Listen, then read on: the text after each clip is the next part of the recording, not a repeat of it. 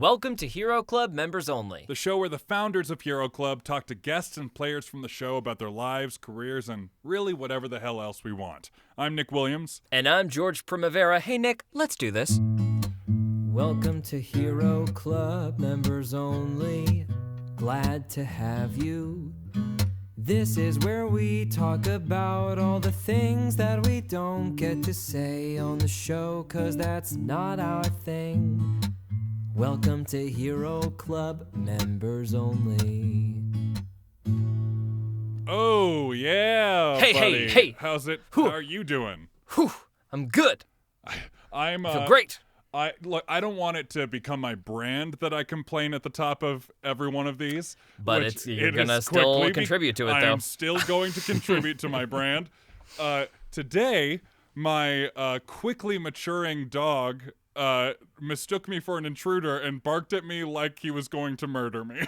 Nice. And it was not fun. Nothing like a little close to your heart betrayal to start your morning off just right. Just like,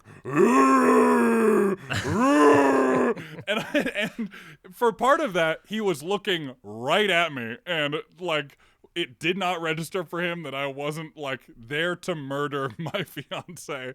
Whoa. And it was not great. And then he got like within 5 feet and was like, "Oh hey, it's good." Oh, hello. And I was just like, okay, Dad. hey, Dad. Oh, Dad. I'm gonna fucking get. Hey, Dad. Hey. Where'd you come from? Herman did the same thing today, where I was just kind of talking to my girlfriend on the old AirPods, just looking off into the sky, and then all of a sudden he just off to this like little tiny little handful of a dog, and just like pulled my arm right out of the socket, almost went down to the ground. Very embarrassing for all involved. Embarrassing. And also, he gets so hyper after he has an encounter like that he just tries to dive into traffic to suicide himself, I guess, because he can't deal with it. Because it's suicide every time. That. It's a busy road that he tries to dive into, and I am attached to the other end of that, so he is trying to suicide murder me. He's like, I must kill myself and murder homicide, you, quick! So no one knows. No one knows, Just otherwise a that full dog will murder follow suey. me. Right. Oh my God, that is awful. Well, George, this week is a little different because we don't have a guest on this week. Do we have two guests on, George? Because this week... Oh, Nick, I would prefer to look at it that way. We're both going in the hot seat. We both prepared questions for each other that we're going to ask, and it's going to be great. Little half episode each, just to get to know us real fast about some stupid ass questions we're about to ask each other. I'm already self-conscious about the questions I'm going to ask you, Nick. Oh, and I am worried about your reaction to my question. So let's get into it. That's worse. All right, I'll start it off easy because I have a feeling mine is going to be the softer balls here. Okay. So let me start it off, Nick. Yeah. You have been described by your friends as, quote, the easiest person to shop for, unquote, thanks to your extremely prolific aesthetic. What would you consider, in a few words, your personal style to be, and what is one thing you really wish you could pull off that you straight up cannot right now? What is one thing that is just out of your reach? Okay, that's a great question. I think I would describe my personal aesthetic as somewhere between, like, a retired to the woods grandpa and like a dead 70s country singer. That's like my right down the middle aesthetic. Like dead to drugs or dead to a car accident or dealer's choice, gunshot wound from a friend or literally anything. Right. Some horrible tragic too early death. I love Western stuff. I think there's a harpoon above your bed. There is a harpoon above my bed. Which we used to joke that if I ever woke Nick up in the middle of the night, he would grab it, throw it at me, and kill me. And just fully impale you. It's good that all of our friends know not to jump scare me, because my immediate reaction is just kill. But there's like no way I don't go down in like a manslaughter case. Like father, like son, your dog. Like, I'll kill you. Oh, hey, Marty. Hey. Oh, Marty, I punched you so hard. I think like I love a good hat. I grew a decent mustache during quarantine. What was that thing? We were like out before quarantine hit, and you were sitting outside in a particularly Nick outfit. Yeah. And I was like getting coffee, and these two like middle school girls walk up to you. Oh God! What did they say? I can't remember what they said because I repressed it so hard. I because think it was so just embarrassing. like I think they said something like, "I like your hat," but your response to them was, "Oh, thank you." Yes, that was it. How does one respond to a 15-year-old girl saying, "I like your hat" in like an ironic way? Yeah, I know, it was definitely backhanded. So bad. But yeah, I mean, I think that when I finally hit like old age, that's when I'm gonna hit like my big stride. I think I'm gonna like, I want like, there's two things. It's like twofold, right? One is that I want the amount of like just loose income to just buy like, you know, some crazy like Western shawl cardigan that was worn by a guy who got killed in a gunfight in like 1886. And you have to get that at auction for sure. Yes, and like buy, you know, like Robert Redford's hat from Jeremiah Johnson, like shit like that. Like I want that. Like I want to dress exactly the way Kurt Russell dresses when he's in Telluride, and you can Google this. It is exactly the aesthetic I aspire to because he is also a perfect combination of my two things. It is like a crux. But he has a giant white mustache, and once I hit that age and hopefully financial bracket, then I will look just like him. That's my goal. I think there is a version of you, if you hit it real big and you just start raking in the big bucks, Nick, I think there is a world where you become Doug Dimmadome, owner of the Dimsdale Dimmadome. That is fair. With like a bolo tie, a white suit, a big hat. Oh, only during the summer months. Because summer months, right, because you won't wear white after Labor Day, right? Big white linen suit. I'm a big fan of like all of the big choices. The Nick. People in comedy out there who like to dress like a Paul F. Tompkins or like a Kevin Feige, like or Paul Feig. What the fuck is his name? The guy who did the guy who did Bridesmaids. Kevin Feige is Marvel. Paul Feig. Feig. I'm never getting hired by him. This is a huge bummer. But he, if you look up pictures of him, he wears like 3-piece suits constantly, and he loves dressing up. Dope. That's like, yes, that's me. And I'm easy to buy for because if you buy anything that has to do with like dark liquor or like, you know, Whiskey Stones, solid Williams gift. Ice tray not that anymore. Makes ice. Not anymore because I got 40 trillion Whiskey Stones. I know. Oh That's my God. Because they went off for like a year or two where it was like, oh, you got to get your friend Whiskey Stones. Oh, they're great. You got to get your nephew Whiskey Stones. They're genuinely so overrated. They don't really work. And also the point of ice is that a little water opens the drink up, and also you're supposed to drink it with ice. You want ice. Like, yeah. Oh, God. Yeah. I don't want to put, like, a dirty rock that's been in my fridge for 5 years in my drink. So after Whiskey Stones went out of fashion, it became, like, get Nick fun ice shapes. Yep. So we got him, like, mustache ice. We got him, like, little revolver ice. Yep. You know? Then we got him a mug flasks. with a gun holster attached to it. Then it was flasks. Yep. Now it's just so, yes. I have a lot of...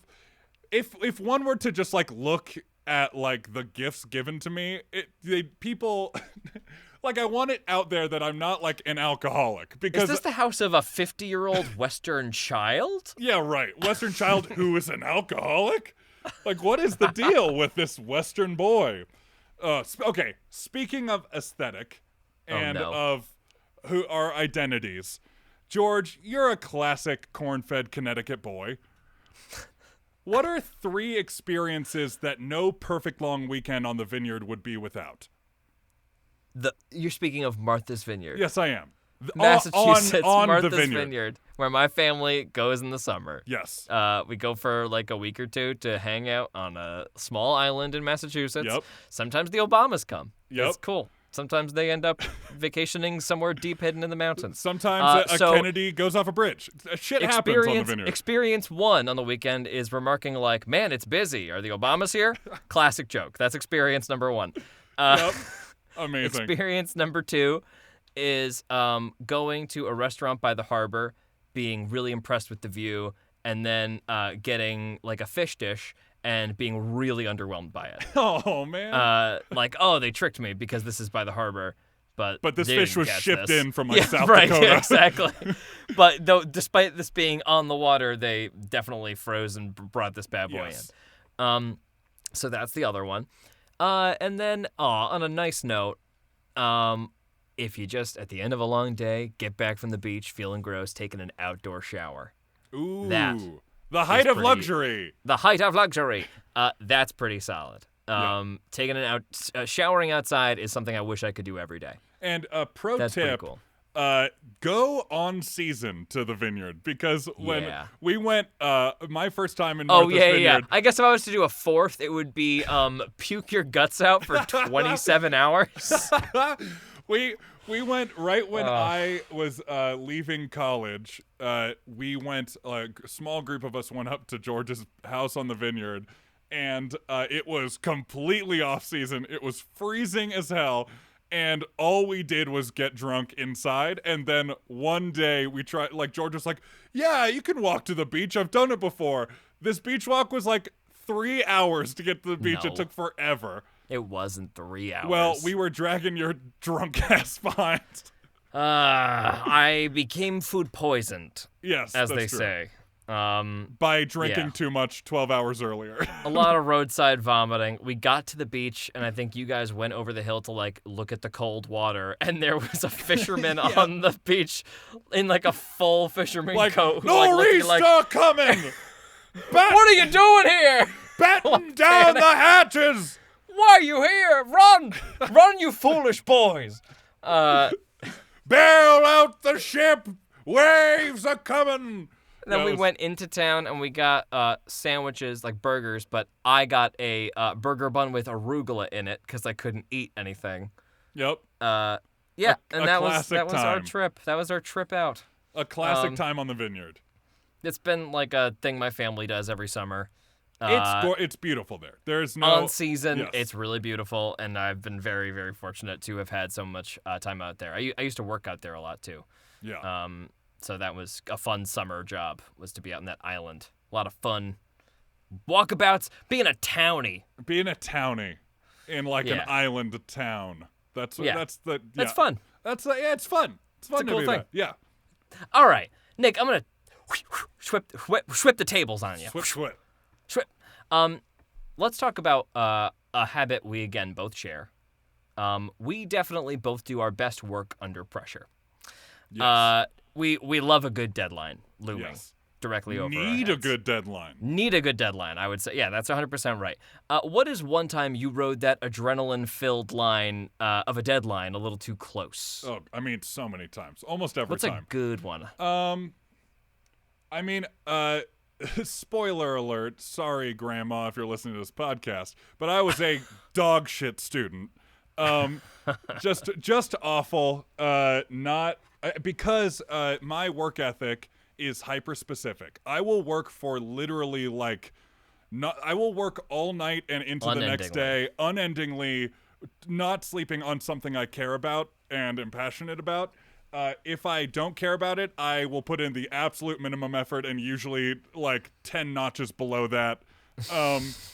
And just below acceptable, but where it gets hard to really bring it up because, why would you kick the guy while he's down? Right. I will gladly not go to class so that I can work on an improv group's poster for a show that's happening in 3 weeks. That's shit I would do, and it would be a great poster.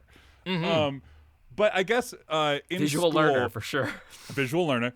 At Muhlenberg, I rode that line a lot, especially towards the end, where I would there would be term papers that were 20 pages long, and I would wait until literally the last day to do it, and including all research and any I wish I could make fun of you, but I literally can't. Oh, I wouldn't touch it until the end. Ugh. And then I would go into our the cafeteria at Muhlenberg, find a nice table with a window seat, and work there for all 3 meals. And then when the CR closed, I would move to the library and work there all night long not sleeping until it was done, or I deemed it like, this is as much I'm willing to like fail on this. Like if I turn in 10 out of 12 pages, that's like still maybe a 75. Right. Like if I was like, this is a solid C-, like then I would stop.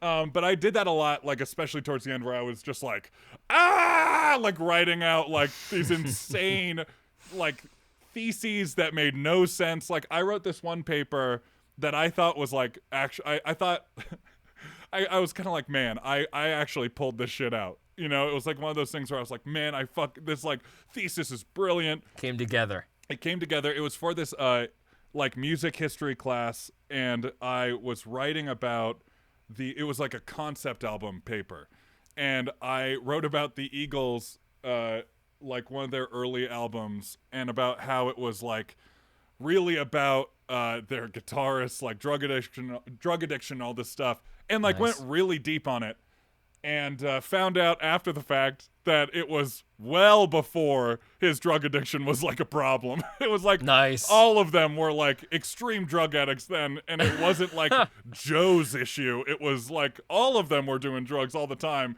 and I really hammered it hard. Nice, yeah. Always go for symbolism in college. Oh man. Well, I mean, I did. Shit up. I've told you many times that I did get by. We did at Muhlenberg. You had to do these like your freshman year, you had to do these like writing classes that were like really fun specific topics to kind of teach you how to write essays.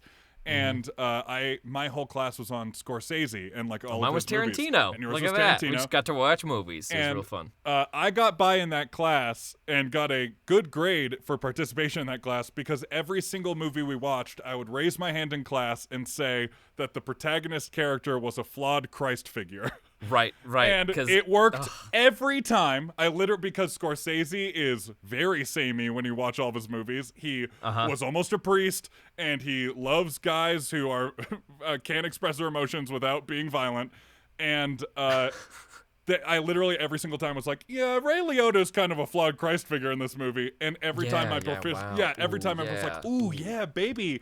And then it got to the end, and we watched Last Temptation of Christ. And I said it in class, and my teacher like started to be like, that's tough. And then she like, it was like a Kaiser Soze moment where she realized every time I had said it. The devil pulled. Yeah. Is that he didn't exist. And she couldn't like go back on every time I had said it for like a whole semester. So she just kind of ate it. It was great. Man. What a bummer. George, going back to your job experience, as a working actor in both New York and LA, you've seen your fair share of all manner of restaurant jobs. I have a two-part question for you. One. Yeah, go ahead. Which customers are worse, extreme fine dining in Brentwood or the people you delivered to in New York for Grey Dog? Oh, man. Vastly different. Different? Ooh. Okay. Hold on, because here's the thing. Brentwood fine dining people will demean you. Mm-hmm. People you deliver to will shock and humiliate you, but with less frequency. Oh, my God. So here's the thing about walking around. As a Grey Dog delivery boy, what I would do is I would walk outside. All the bussers were doing the exact same thing. You pray for a delivery, because what that means is you're about to walk outside in the streets of New York City, get violently stoned, deliver food to somebody you do not know, maybe take in a couple of tip, come back to the restaurant, put the tip in a big bucket, and then you're walking around the restaurant high as fuck. Right. And that's what everybody in Grey Dog. If you're wondering, if you're walking in Grey Dog, the reason everybody looks stoned is because every single person who works there is probably stoned. So all the bussers are anyway. That would make for a difficult foundation to accept a man answering the door for his 3 grilled cheeses in a Christmas sweater and no bottoms with a full erection. Oh no! This was Christmas. I handed him his food.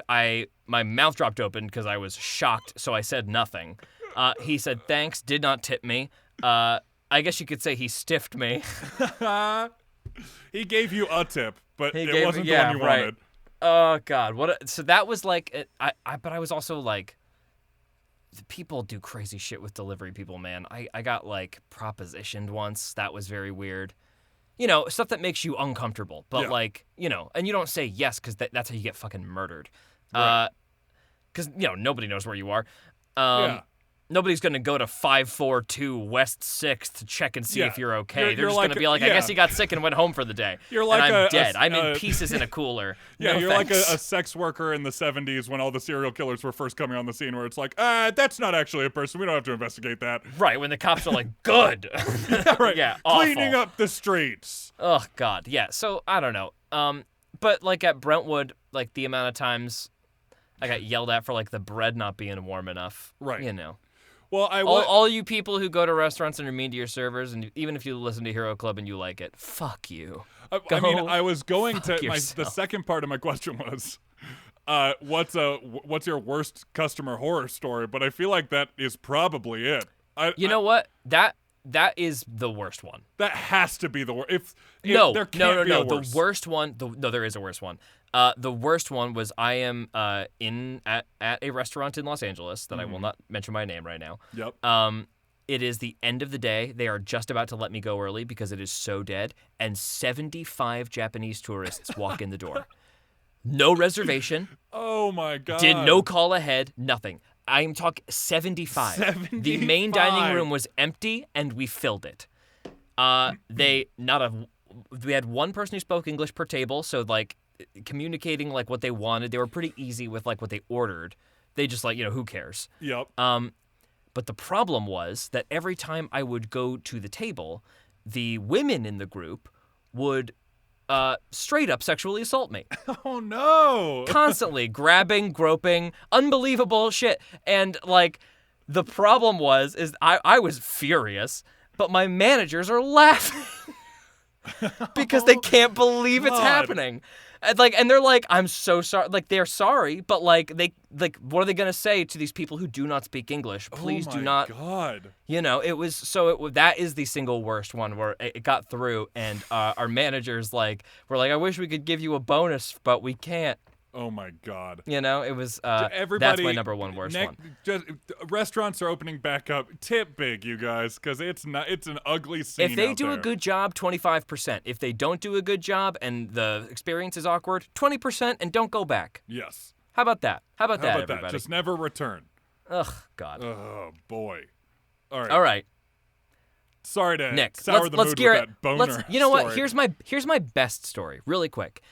There were these two guys in New York City who I used to serve on kind of a regular basis. Their names were Guy and Norm. They were a lovely couple. And every once in a while, they definitely hit on me constantly. They were like 30 years my senior, so to them I was like the young, cute waiter who they got to like have fun with. But it blossomed into a friendship where they would bring me like illegal fruits that they had smuggled from other countries that, like, you're not allowed to do that. They'd be like, here are plums from Nicaragua. And they were, like, green with black spots. And they were like, don't cut them open near your face. Like, stuff like that. Or one time didn't claim they were like, there's homemade ice cream. Be careful. There's a pit in the middle. Oh, my God. That one was crazy. That was my favorite. They always, like, wanted to do, like, a wine tasting. So sometimes it's positive. That's fun. Nick. Yes. I'm going to bounce off of that and get to another fun thing. Uh-huh. You are the founder of Muhlenberg College's first sketch group, Fun with Science. And after that, when you left school, you headed back to LA to form another sketch group. Could you please tell us a little bit of the story of Sasquatch comedy? Sure. Sasquatch came out of, Jack Quaid, who has been on the show a lot and is an executive producer on Hero Club. He and I both kind of like mutually dropped out of college at the same time. Nice.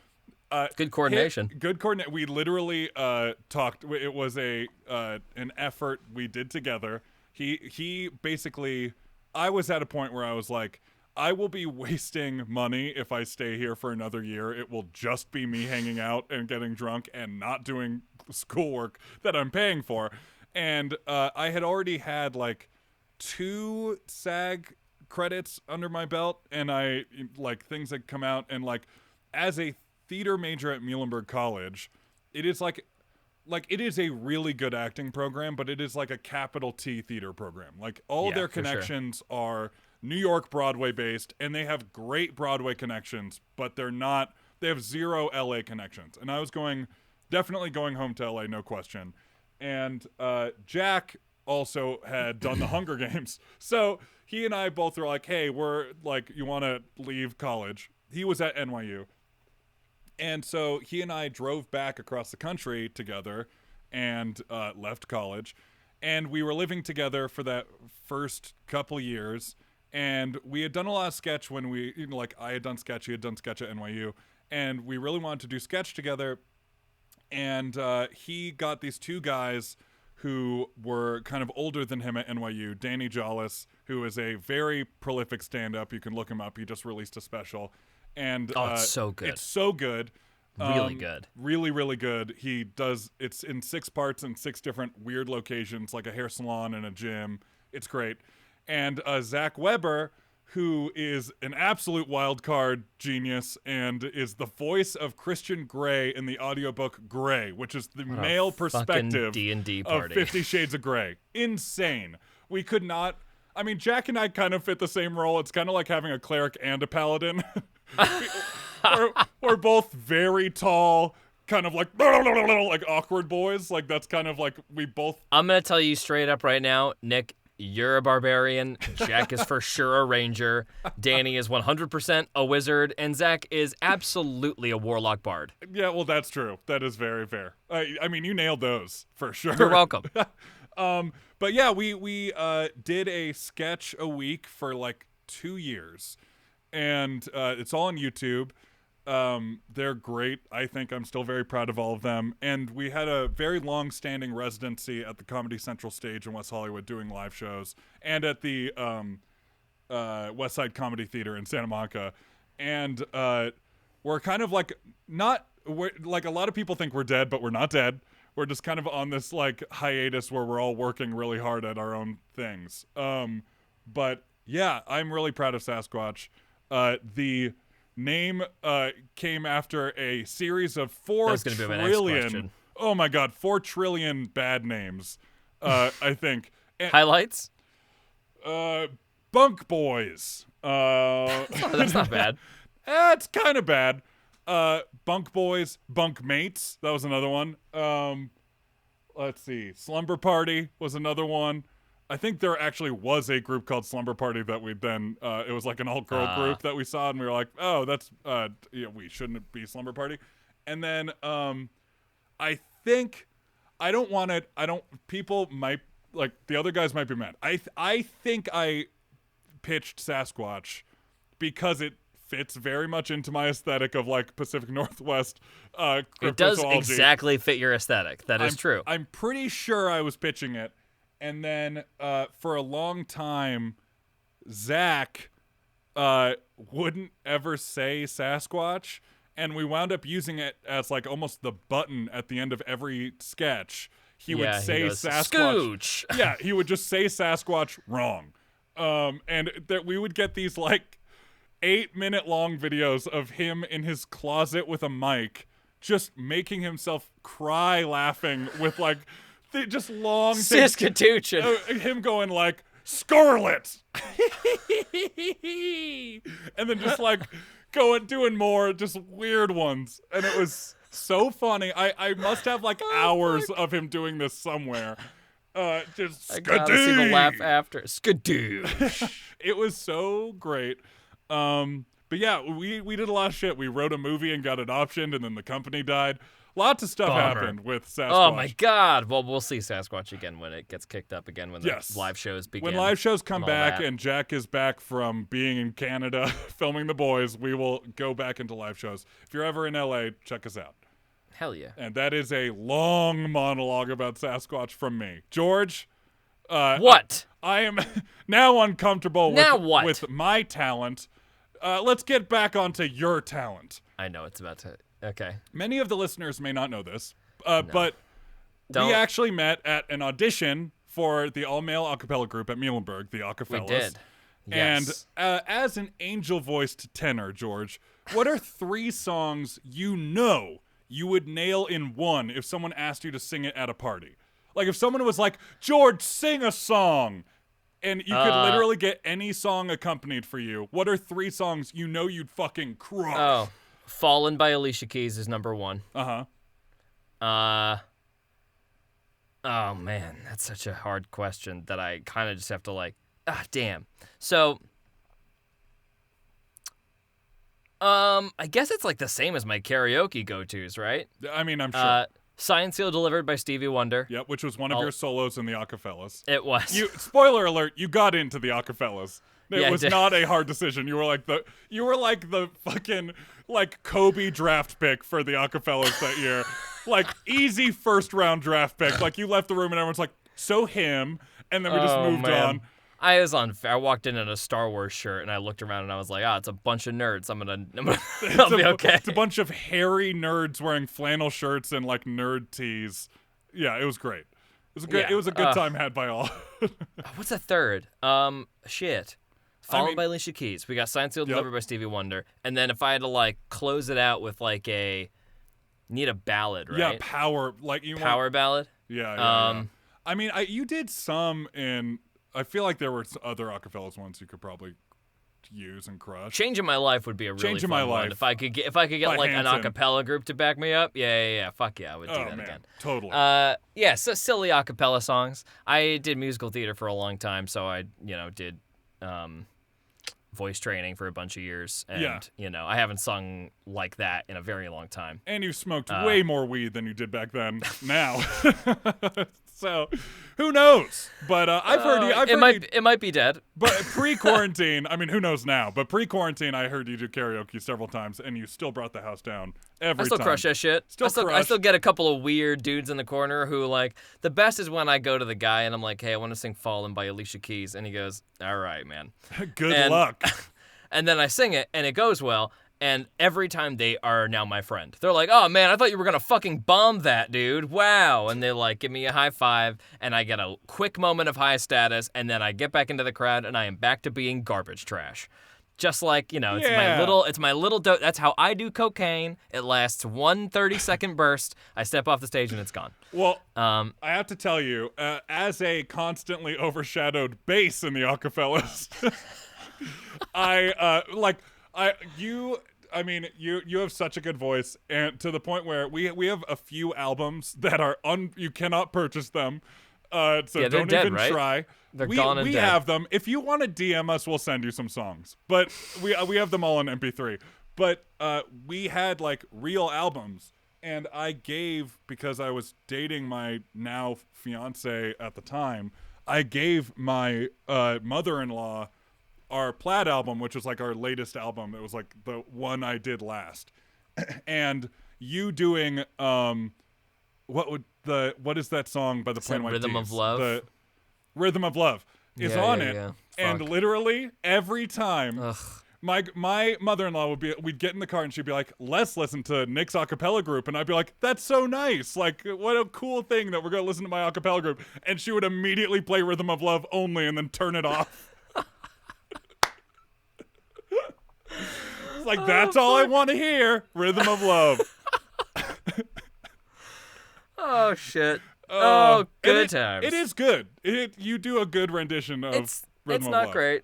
It's not great. It was very nice of her to enjoy it, but it's not great, and I hope it stays buried forever. It won't. Nick. Yeah. Enough of this wishy-washy garbage that we've been doing up until now. Yes. It's time to attack each other. Oh, wow. To attack each other with unique ways. Shut the fuck up. Go fuck yourself. I'll kill you. It's time. Oh my God. Say the thing. It's time. We need a guest to mediate these things. I know. This is so terrible chaos. to just do it alone. Yep, into the void. It's time to attack each other with advantage. These are critical questions. Do you want to go first, or should I go first? I think you should go first. Okay, George. Here we go. Mine's really gonna stop it dead. George, I know you think you got off easy with my acapellas song. And I know you were thinking about this by the look on your face. So let's get to the bottom of this thing right now, once and for all. Why do you hate the video of you singing Hallelujah by Jeff Buckley covered by Aquatic Audio featuring George Primavera on YouTube that everyone should watch right now? It's so good.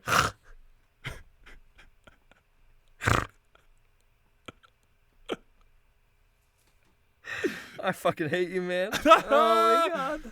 Yes! Why do I hate it? Yes, why do you hate it? Because, again, I cannot stress this enough. I don't know. It's fire, man. You sound so good. Fine. It sounds fine. There's, my cousin's a very talented musician, and the problem is not with him. I just am standing like a fucking awkward ass with a gross ass neck beard on the screen. And there, especially, like, most of the singing is fine. There are a couple of moments that made me want to shoot myself in the face that I know if I were doing, like, the music editing on, I would have, like, cut or I would have done differently. And I have to hear it again and again and again. But it's so good. You, like, fucking wail at the end of that. I want to salmon dive off of a water tower every time I hear a couple of parts of that. At the part where I wail, yeah. From then on, it goes great. And if the video was just that, it'd be fun for me. I would lose a digit on one of my hands to be able to riff like you riff at the end of that video. And the fact that you hate it so much is so infuriating to me. Oh, man. All right. Enough of this. Look it up. By the way, enough. One more time. No. That is, again, No. Hallelujah by Jeff Buckley, Stop. covered by Aquatic Audio featuring George Primavera on YouTube. Everybody go check it out. Nick. Yes. All right. Oh, yeah. Oh, Big Britches over here walking up, stepping to the big dog. I'm going to get past what makes Nick a person and just get back to what Nick's thinking right now. Nick, what's your opinion on NFTs, and do you ever get scared that the world is leaving you behind? Was this a Zach Carlson question? No, but you know what? I had the thought that this would be the question that Zach would offer to it. Because I'll tell you, Carlson. I don't know what those are. I met with him one time, like a couple weeks ago, and he was like, did he bring them up? He was like, I'm getting those NFTs, dog, because that's how he talks. And I was like, what the fuck is that? NFTs, baby. I was like, what are you talking about right now? And he explained it to me. I still don't understand. And it also... What do you think an NFT is? Okay. So, by my understanding, an NFT is like a copyright on a meme. Is that like where, like, if I was the guy who drew the, like, everything is fine dog, I could get paid for people using the everything is fine dog meme? I don't think you can get paid. Okay. But you can buy into the everything is fine dog. Here's where it gets really nuts. Okay. It's also sort of like a stock. So you buy the object, you buy it with its code, right? Yeah. It has a price that you paid for it. Oh. That's what it's worth. Which, by the way, in my brain, that's worthless garbage. You threw your money into the trash. Correct. You did do that, 100%. So after you've thrown your money into the trash. After you've made that horrible, grievous error. After you burn $500 on the image of the dog in the fire saying this is fine. Yep. There's a code in the image's existence. There's a code that is unique that you get. Very similar to, like, if you were to forget to get your mom a Mother's Day gift and you were like, I know what I'm going to do. I'm going to get her a star and I'm going to buy a star. Right. It's like you have a certificate that says you own it. Yes. That doesn't stop people from screenshotting it.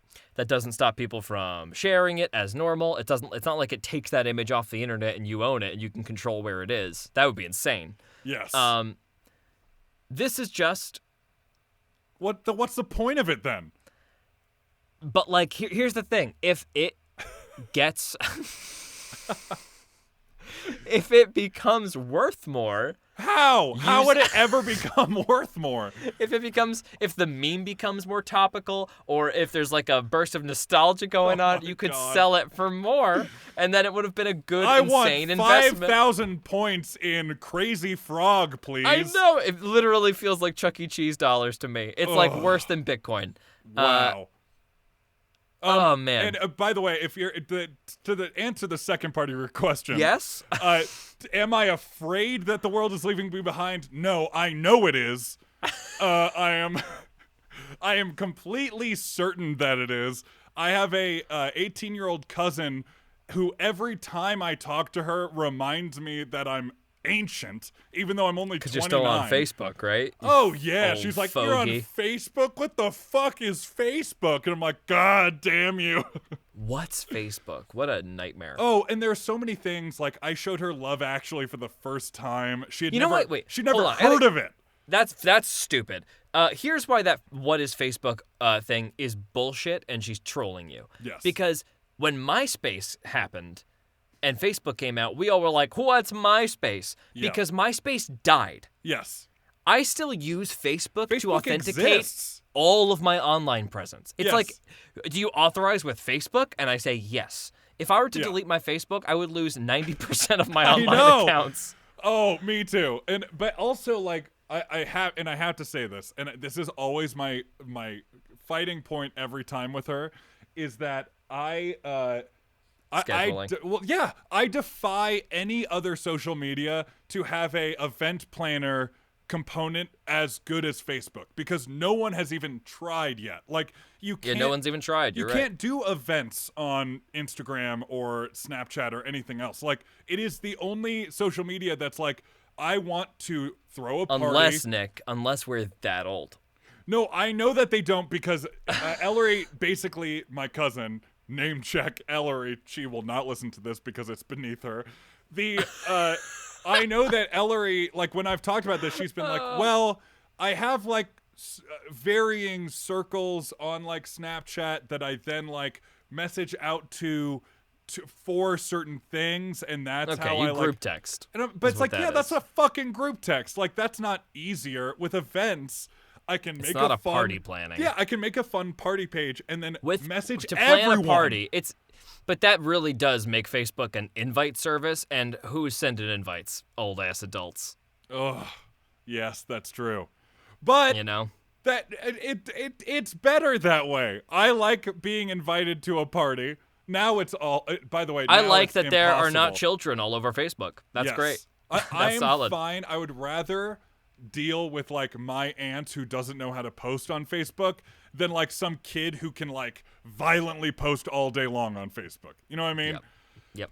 But yes, to answer your question, I am already old. I hear death creaking at my chamber door every day, and we're that not little bell old. Rings.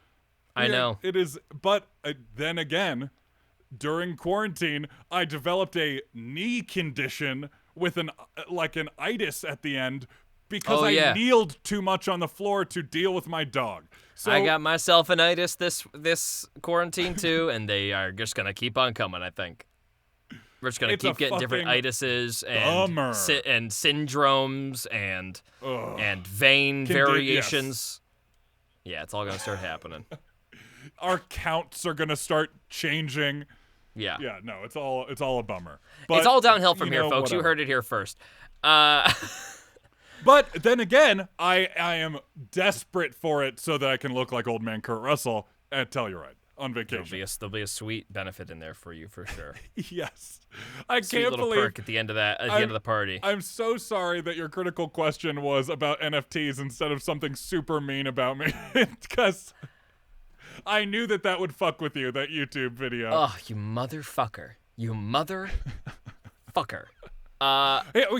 Here's something for free. One time, our mutual friend Jeffrey Robb found me naked, laying outside of a stall in a communal bathroom in our dorm, where the door was closed in the stall, and my naked torso was outside of the stall, and my full naked legs and everything else were inside the stall with the door closed. And he was like, man, I'll deal with that in a minute. And then he went to brush his teeth and he spit, and when he looked up, I jump scared him in the mirror fully nude. That's a freebie. That's why it's a great story, but it's not a critical question because you will volunteer that story without prompting. That's true. I'm very proud of that story. I think it's very funny. It's good. It's good that you don't have any shame. Yeah, no, I think I am very proud that even in great. like a full blackout, I had that good of timing. That You were still hilarious. You're still crushing it. Still fucking even if you're on autopilot, not recording. Dingers, just walloping dingers out of the park, even on full lights out mode. Oh shit. Like on low battery, just like nothing else going on. Oh well. Oh man. Oh boy. Nick, I think that about does it for us today on this episode of Members Only. Facing our mortality. Mostly just facing our mortality. Hope that doesn't forced you to. Yes. Also, don't worry, nothing matters, but it's a good thing. We're all gonna hatch out of our fleshy cocoons and fly as little orbs of light up into the sky. It is we who are the UFOs and that we humans see. Eaten by Xenu and then turned into lava in his magma dome. We will be snorted up Xenu's great sinus and expelled through his rectum out into Saturn, where we will reform in the rings and become Saturn's power belt. That's all I've ever wanted, is to be Saturn's power belt. When the Saturn rings become complete, the Earth will be vaporized in a flash of red. By the way, that is a great name for a sketch comedy group, Saturn's Power Belt. Saturn's Power Belt is a... or like it's either a sketch group or it's like an old man super group, like Supernova or the Traveling Wilburys. Like it's like all of the it's like if like old man Kanye and old man Kid Cudi and like old man Aesop Rock, like all these guys just got together and made a power group when they're like 75. That easily could be Saturn's Power Belt. Or anticlimactic option, it's a bodybuilder woman named Saturn's powerlifting belt. Maybe better? Maybe the best Better? one. Best one. Better? Thanks for joining us on this absolute waste of time. Sorry for wasting your entire commute. But you just started going back to the office, and it was a bummer. We've stolen your hours. You can't get them back. Yum, yum, yum, yum. You've Finger been doing licking good, dishes secret with your recipe, chef's AirPods kiss. on, and you're super bummed that's how you spent your time. 14 herbs and spices on those hours you can't get back. Yum, yum, yum. Yum, yum. All right, everybody. Make sure you check out next Tuesday. We got City of Mirrors episode 5 coming out. Episode 5, and it is a real humdinger with a lot of fun action. We finally get some Bones Mahoney like flying ace action in there. It's really fun. Yeah. You definitely don't want to miss it. It's a fun encounter to do too. Without we don't use a lot of maps on Hero Club. We use mostly Theater of the Imagination, and I just kind of keep track of distances and where people are, and we eyeball it because it's a lot of can I shoot him from here? And I'm like, you got to spend a turn running there, you stupid idiot, because you can't see the map. No, but you thought we were in a room, but we're in a giant cave. A thing that has happened multiple times. Once or twice, we do need to clarify what shit looks like, and that's okay. It's a challenge. That's okay. But check us out on the socials. I'm old. Check at us Hero out Club on my Pod. Socials. At Hero Club Pod on Twitter. At Hero Club Podcast. I learned on what a Instagram. Finsta was this year. Did you really? That's embarrassing for you. Well, I have nothing to hide. I have no shame. I will put everything out to the public. You're right. And it's your superpower, Nick. Yeah, it is my superpower. Yep, it's a good one to have. It is a muscle that I learned to work out Anybody early. bullied enough in school has that muscle where they can turn shame off. Nick, what's the thing you hate most about yourself? Your weak chin and fat neck? Exploit that on stage, my man. Do it in every sketch. Only play characters who tuck their chins into their chests and look like the fucking Gungan King from Phantom Menace. Nass. Oh, what an offensive stereotype. All right, everybody. That's going to do Hero Club Members Only with your boys, Nick and George. Tune in for the episode next week. When we have someone better on that isn't just us. Yes, and also Tuesday nights, make sure you check out our Twitch show, twitch.tv/hero_club, where we play The King of Tides, a campaign we set in our Emporia universe. If you've listened to Here There Be Monsters, same That's universe. The monster pirate or animal pirate season, which is really fun. Anthropomorphic animal characters in a very piratey sort of environment. Lots of awesome people. Dylan McCullum, Gabe Greenspan, Jackie Emerson, Natasha Mercado, and Hannah Fagerbaki. And then once in a while a rotating guest, and I am the DM. It's a lot of fun.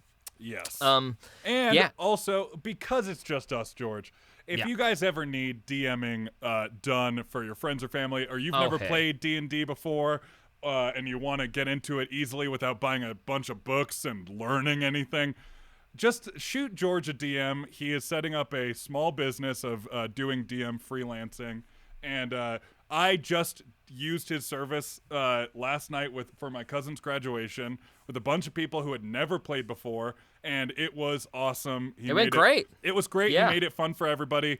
He uses tons of music and sound effects. You can do it all over Zoom or in person. It's great. Check it out. And we've posted about it before, but just check our socials for it. Hell yeah. Thanks for the plug, bud. Yeah, you can DM me at george.a.prim... Or no, see, my name's fucking different on Instagram. It's at Georgie Springtime on Instagram. You can DM me there, and we'll set something up. Hell yeah. All right, y'all. Have a wonderful day, and we will talk to you another time. Bye. Bye. Welcome to Hero Club, members only. Glad to have you. This is where we talk about all the things that we don't get to say on the show, 'cause that's not our thing. Welcome to Hero Club, members only.